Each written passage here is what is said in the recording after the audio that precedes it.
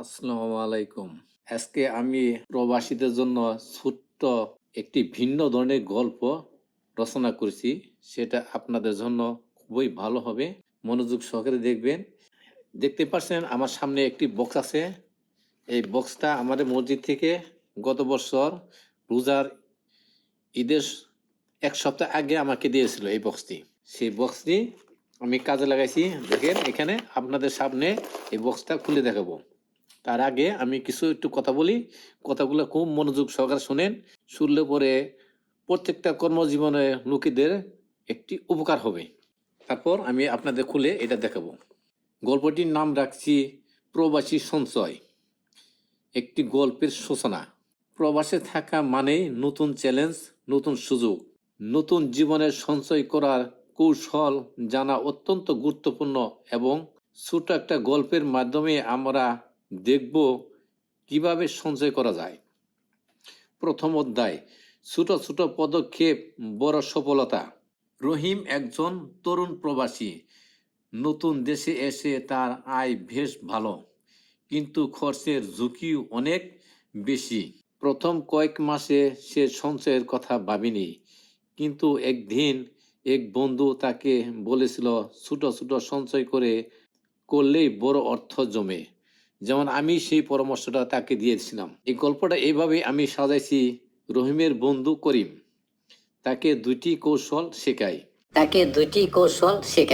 প্রথমত একটি কৌশল হচ্ছে বাজেট তৈরি এবং স্বয়ংক্রিয় সঞ্চয়। এই দুটি কৌশল আমি তাকে শেখাই। প্রতি মাসে আয় এবং খরচের হিসাব লিখে রাখা, কোথায় কত টাকা খরচ হচ্ছে তা নির্দিষ্ট করে দেখা। স্বয়ংক্রিয় সঞ্চয়, প্রতি মাসে ব্যাংকে কিছু টাকা স্বয়ংক্রিয়ভাবে সঞ্চয় করার ব্যবস্থা করা। এতে করে টাকা খরচ করার আগেই সঞ্চয় হয়ে যায়। যেমন প্রতি বছর কিভাবে সঞ্চয়টা করবেন সেটা আমি এইভাবে আমি জমে আমি এই বক্সটা একবারে করে আলছি। আজকে বক্সটা খুলে আপনাদেরকে দেখাবো। এর আগেও আমি কয়েকবার করে সঞ্চয় করছি।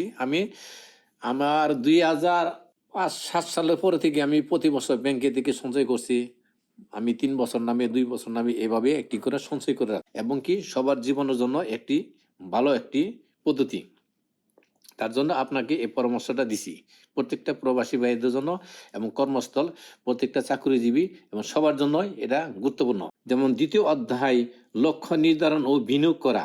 রহিম দুইটি কৌশল অনুসরণ করে প্রথম মাসে সে শুধুমাত্র $50 সঞ্চয় করতে পারে, কিন্তু ধীরে ধীরে তার সঞ্চয় বেড়ে যায়।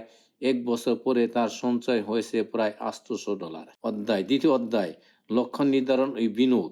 লক্ষ্য নির্ধারণ এবং বিনিয়োগটা কিভাবে করবেন সেটা আমি আপনাদের একটু ভালো করে বুঝাই দেব। যেমন রহিমের লক্ষ্য ছিল তার দেশে একটা ছোট বাড়ি কেনা। তার সঞ্চয় বৃদ্ধি পেতে থাকলে সে বিনিয়োগের কথা ভাবতে শুরু করে।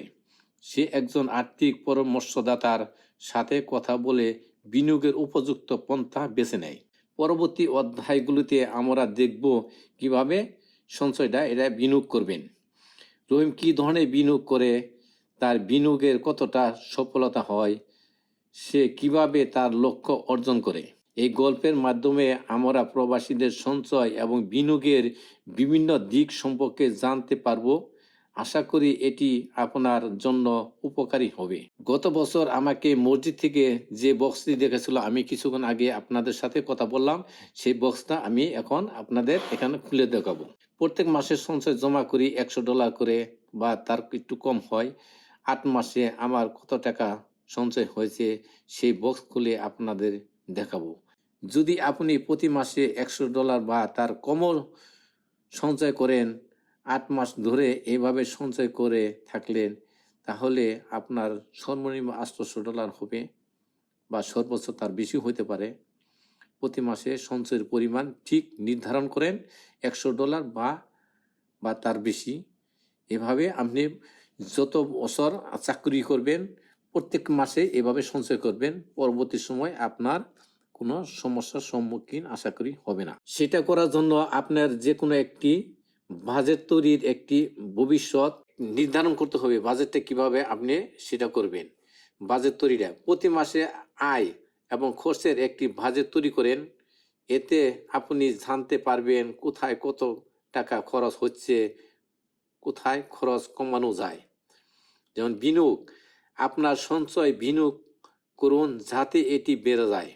এর জন্য আপনি ব্যাংক অ্যাকাউন্ট, মিউচুয়াল ফান্ড বা অন্যান্য বিনিয়োগ পদ্ধতি ব্যবহার করতে পারেন। যেমন জীবন বীমা, স্বাস্থ্য বীমা এবং অন্যান্য প্রয়োজনীয় বীমা করুন। এতে আপনি অপ্রত্যাশিত ঘটনার ক্ষেত্রে সুরক্ষিত থাকবেন। যেমন প্রবাস জীবনে যদি আপনি প্রবাসীতে আসেন অথবা যে কোনো চাকরি করেন, জীবন বীমা বা ইন্স্যুরেন্স করা এটা আপনার জন্য খুবই গুরুত্বপূর্ণ।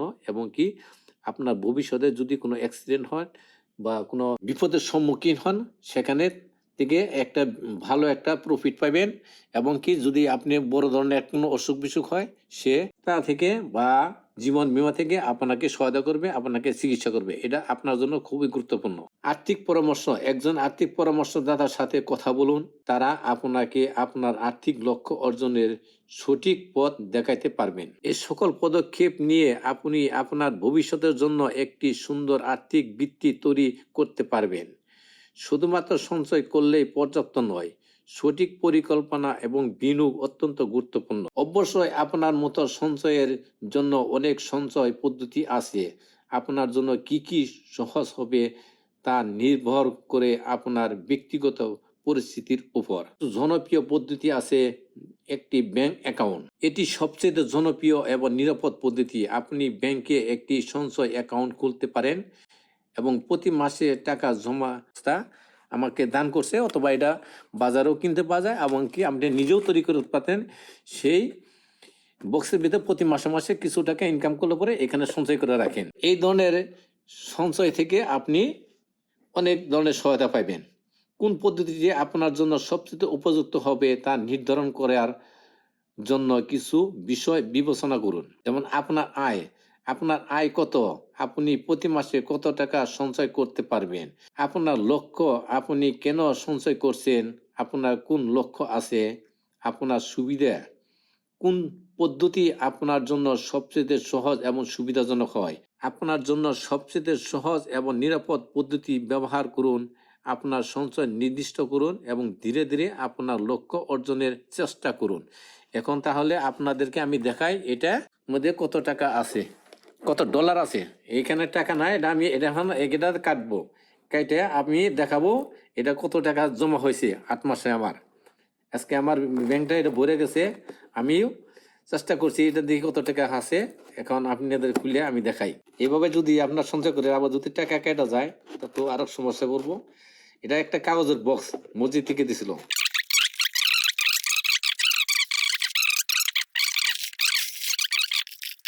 কারণ পয়সাও তো আছে অনেক।